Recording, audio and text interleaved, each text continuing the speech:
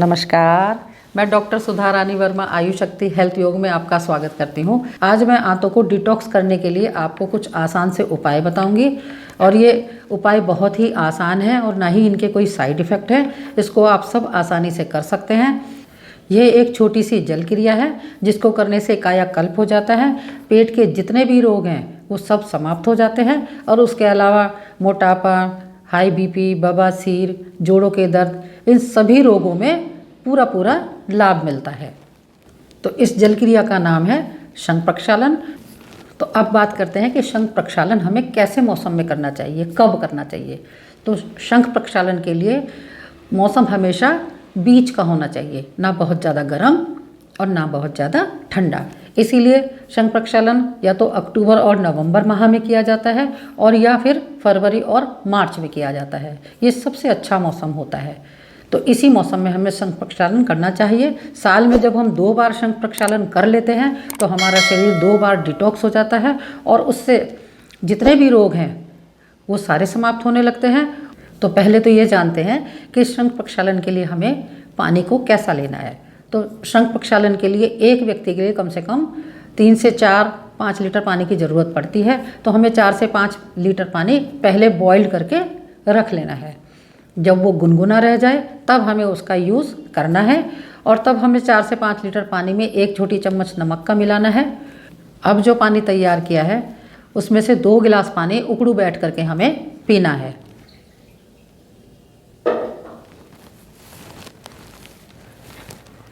इस पानी को हमें ना बहुत जल्दी पीना है ना बहुत धीरे धीरे पीना है। इस पानी को मीडियम तरीके से पीना है। और जो व्यक्ति उकड़ू बैठ करके पानी ना पी सके वो छोटे स्टूल पर बैठ करके भी पानी को पी सकता है।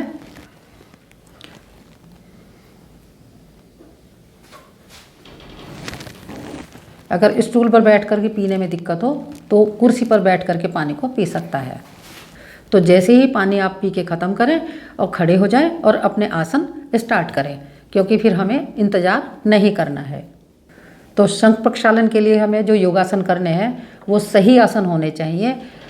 हमें कोई से भी ऐसे आसन नहीं करने हैं। हमें वो आसन करने हैं जिससे हमारे आंतों का मल सरक कर नीचे की ओर आ जाए और मल बाहर निकलने लग जाए, मल की प्रक्रिया शुरू हो जाए। तो इसके लिए करेंगे सबसे पहले ऊर्ध्व ताड़ासन। ऊर्ध्व ताड़ासन करने के लिए पैरों में रखेंगे 6 इंच का फासला। नॉर्मल तरीके से जैसे खड़े होते हैं वैसे ही खड़ा होना है। अपने हाथों की उंगलियों को लॉक करेंगे। गहरा सांस भरते हुए ऊपर की ओर ले जाएंगे और अपने पंजों के बल खड़े होंगे। क्षमता के अनुसार रुकेंगे और सांस रिलीज करते हुए धीरे धीरे वापस आएंगे और हाथों को रखेंगे अपने सिर के ऊपर ही। इसके बाद फिर एक बार दोहराएंगे इसी क्रिया को। गहरा सांस भरेंगे, पंजों के बल खड़े हो जाएंगे, क्षमता के अनुसार रुकेंगे, सांस रिलीज करते हुए धीरे धीरे वापस आएंगे। इस तरह से इस आसन को हमें 5 बार करना है। इसके बाद करेंगे तिर्यक ताड़ासन। तिर्यक ताड़ासन के लिए हमें पैरों में रखना है 1 से 1.5 फीट का फासला। हाथों की उंगलियों को लॉक करेंगे और गहरा सांस भरेंगे और सांस भरते हुए उठा देंगे अपने हाथों को ऊपर सिर की ओर और झुक जाएंगे दाईं ओर। जितना ज़्यादा से ज़्यादा आप झुक सकते हैं झुकने का प्रयास करेंगे। रुकेंगे क्षमता के अनुसार और सांस रिलीज करते हुए धीरे धीरे वापस आएंगे। फिर गहरा सांस भरेंगे, सांस भरते हुए झुक जाएंगे बाईं ओर, रुकेंगे क्षमता के अनुसार और सांस रिलीज करते हुए धीरे धीरे वापस आएंगे। इस क्रिया को भी, इस योगासन को भी हमें 5 बार करना है। इसके बाद करेंगे कटी चक्रासन। कटी चक्रासन के लिए पैरों में रखेंगे 1 से 1.5 फीट का फासला। हाथ सामने की ओर फैला देंगे बिल्कुल कंधे की सीध में। अब गहरा सांस भरेंगे और राइट साइड की ओर मुड़ते जाएंगे, बेंड हो जाएंगे और पीछे की ओर ज़्यादा से ज़्यादा देखेंगे और अपना लेफ्ट हैंड अपने कंधे पर रखेंगे और सांस रिलीज करते हुए धीरे धीरे वापस आएंगे। फिर गहरा सांस भरेंगे, सांस भरते हुए लेफ्ट साइड मुड़ जाएंगे और अपना राइट हैंड कंधे पर रखेंगे, लेफ्ट कंधे पर। क्षमता के अनुसार रुकेंगे और सांस रिलीज करते हुए धीरे धीरे वापस आएंगे। इसको भी हमें 5 बार करना है। अब करेंगे तिर्यक भुजंगासन। तिर्यक भुजंगासन के लिए पेट के बल लेट जाएंगे।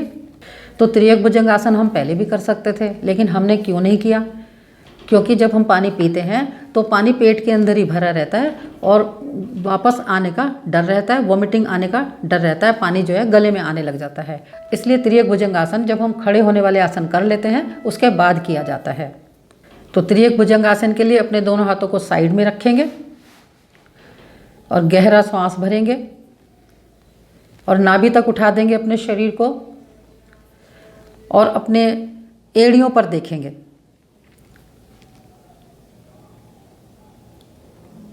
फिर दूसरी साइड की एड़ी पर देखेंगे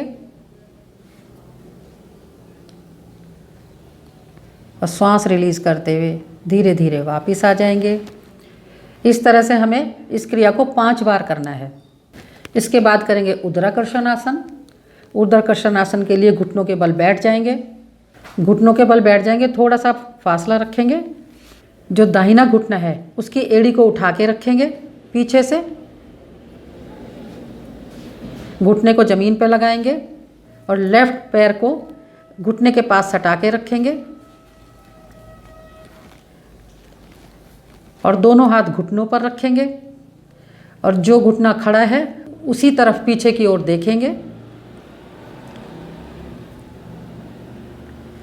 वापस आएंगे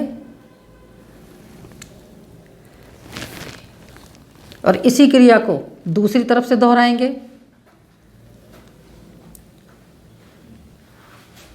अब लेफ्ट वाला घुटना नीचे रखेंगे, एड़ी मोड़ेंगे और राइट वाले का पंजा घुटने से लगा के रखेंगे और दोनों हाथ घुटने पर होंगे और राइट साइड पर पीछे की तरफ देखेंगे। धीरे धीरे सांस रिलीज करते हुए वापस आएंगे। इस तरह से हमें इस क्रिया को भी 5 बार करना है। इस योगासन को भी हमें 5 बार करना है। अब अगर ये ऊर्ध्वाकर्षण किसी से ना हो पाए, क्योंकि बहुत लोग ऐसे हैं जिनके घुटनों में दर्द रहता है, तो इसकी जगह पर वक्रासन कर सकते हैं। तो वक्रासन के लिए दंडासन में बैठेंगे, दोनों पैरों को फैला देंगे सीधा। अब गहरा श्वास भरेंगे और राइट नी मोड़ेंगे, राइट पैर को मोड़ेंगे और लेफ्ट नी के साथ लगा देंगे और अपना लेफ्ट हैंड उठाएंगे, घुटने के पीछे से ले जाएंगे, अपने पैर के पंजे को पकड़ेंगे और दूसरा हाथ पीछे की ओर रहेगा, उसी तरफ हम देखेंगे। जब इस तरह से करते हैं तो जो पेट के अंदर पानी होता है वो हिलता डुलता है और धीरे धीरे नीचे आने लग जाता है। वापस आएंगे सांस रिलीज करते हुए। इसी क्रिया को दूसरी साइड से करेंगे। लेफ्ट लेग मोड़ेंगे और राइट नी के पास सटा कर रखेंगे, राइट हैंड उठाएंगे और घुटने के साइड से ले जाकर पंजे को पकड़ेंगे और अपना लेफ्ट हैंड पीछे की ओर ज़मीन पर रखेंगे और उसी ओर देखेंगे और श्वास रिलीज करते हुए धीरे धीरे वापस आएंगे। इस आसन को भी हमें 5 बार करना होता है। तो जितने भी आसन मैंने ये बताए हैं आपको शंख प्रक्षालन के लिए, सभी आसनों को 5-5 बार करना है। जब 5 बार सब आसन पूरे हो जाएं, आपको मोशन जाने की हाजत ना हो, फिर दोबारा से हमें पानी पीना है 2 गिलास और फिर वो सारी क्रियाएं हमें, वो सारे योगासन हमें फिर से दोहराने हैं और हमें तब तक पानी पीना है और जब तक योगासन करने हैं जब तक मल पास ना होता रहे। और जब हम पानी जैसा मुंह से पीते हैं वैसा ही पानी जब गुदा द्वार से दिखाई देने लगे, वैसा ही पानी पास होने लगे, तब हमें अपने योगासन बंद करने हैं, पानी पीना बंद करना है। इसका मतलब आपकी शंख प्रक्षालन प्रक्रिया पूरी हो गई। अब जानते हैं कि शंख प्रक्षालन करने से क्या क्या लाभ होते हैं। तो जब हम शंख प्रक्षालन करते हैं तो शंख प्रक्षालन करने से पेट के सभी रोग समाप्त हो जाते हैं। जैसे खट्टी डकार आना, सीने में जलन रहना, पेट में जलन होना और गैस बनना, कब्ज होना, एसिडिटी होना। इसके अलावा शंख प्रक्षालन करने से मोटापा, डायबिटीज़, बवासीर, अस्थमा, स्किन रोग, जितने भी रोग हैं सभी रोगों में पूरा पूरा लाभ मिलता है। तो जब शंख प्रक्षालन करते हैं तो कुछ सावधानियों का रखना बहुत ज़्यादा ज़रूरी है। जैसे शंख प्रक्षालन स्टार्ट करते हैं, अगर आपने कभी पहले नहीं किया हो तो किसी गुरु के सानिध्य में उसको करना ज़रूरी है। शंख प्रक्षालन करते हुए जब गुदा मार्ग से मल निकलना बंद हो जाए और जैसा पानी हम मुंह से पीते हैं वैसा ही पानी आने लगे तो हमें शंख प्रक्षालन को बंद कर देना चाहिए। ऐसा नहीं करना चाहिए कि फिर भी हम कुछ पानी पीते रहें कि और सफाई हो जाएगी, तो ये सब हमें नहीं करना चाहिए। इसके अलावा जब शंख प्रक्षालन के पश्चात नहाना नहीं चाहिए, क्योंकि शरीर में कमजोरी आ जाती है और नहाना नुकसान कर सकता है। और अगर गर्मियों का मौसम है तो गर्मियों के मौसम में आप शाम के टाइम हल्के गर्म पानी से नहा सकते हैं। शंख प्रक्षालन पूरा होने के बाद रेस्ट करना होता है, तो हमें ऐसी जगह पर लेटना है जहाँ पर एसी, पंखा या कूलर ना हो। नॉर्मल जगह पर हमें लेटना है और ऐसा कमरा होना चाहिए जहाँ हल्की हल्की हवा आती रहे। ऐसी जगह पर नहीं लेटना है जहाँ हवा का झोंका बहुत ज़्यादा लगे। जब शंख प्रक्षालन पूरा कर लेते हैं उसके बाद फिर हमें रेस्ट करना होता है, सोना नहीं होता। और शंख प्रक्षालन के बाद हमें जो भोजन करना है उसमें हमें रोटी, दाल, सब्जी नहीं खानी है। सिर्फ हमें पतली मूंग की दाल की खिचड़ी खानी है और उस खिचड़ी में भी बहुत सारा घी डाल के खाना है। क्योंकि जब हम शंख प्रक्षालन करते हैं और नमक का पानी पीते हैं तो हमारी आंतों की जो सरफेस है वो नमक की वजह से रफ हो जाती है। तो हमें घी डाल करके खिचड़ी खानी है जिससे हमारी आंतों की सरफेस चिकनी हो जाए। और उसमें हमें अच्छा खासा घी डाल करके खाना है, थोड़ा बहुत नहीं खाना है, ज़्यादा घी डाल करके खिचड़ी खानी है। और खिचड़ी खाते समय उसके साथ हमें दही मट्ठा कुछ नहीं लेना है। और शाम के समय भी हमें खिचड़ी खानी है, लेकिन तब हमें उसमें इतना घी नहीं डालना है, तब हमें उसमें नॉर्मल घी डाल करके खिचड़ी को खाना है। और एक प्रिकॉशन और रखनी है कि खिचड़ी खाने के बाद हमें 3 घंटे तक किसी भी तरह का कोई पानी नहीं पीना है, ना गर्म और ना ही ठंडा। और 3 घंटे के बाद जब आप पानी पिएं तो वो हल्का गर्म हो और हम उसे एकदम नहीं पीना है, सिप सिप करके पीना है। शंख प्रक्षालन की क्रिया को करने के पश्चात 3 दिन तक कोई भी दूध और दूध से बनी वस्तुएं नहीं खानी है। और अगर किसी को जीर्ण रोग है, पेट के जीर्ण रोग हैं, तो उनको 3 दिन तक खिचड़ी पर ही रहना है। उसके अलावा रोटी सब्जी कुछ नहीं खानी है। और जिन व्यक्तियों को पेट में अल्सर हो, टीबी हो, बीपी हाई ज़्यादा रहता हो, उन व्यक्तियों को शंख प्रक्षालन नहीं करना है। तो आज मैंने आपको शंख प्रक्षालन के विषय में पूरी जानकारी दी है।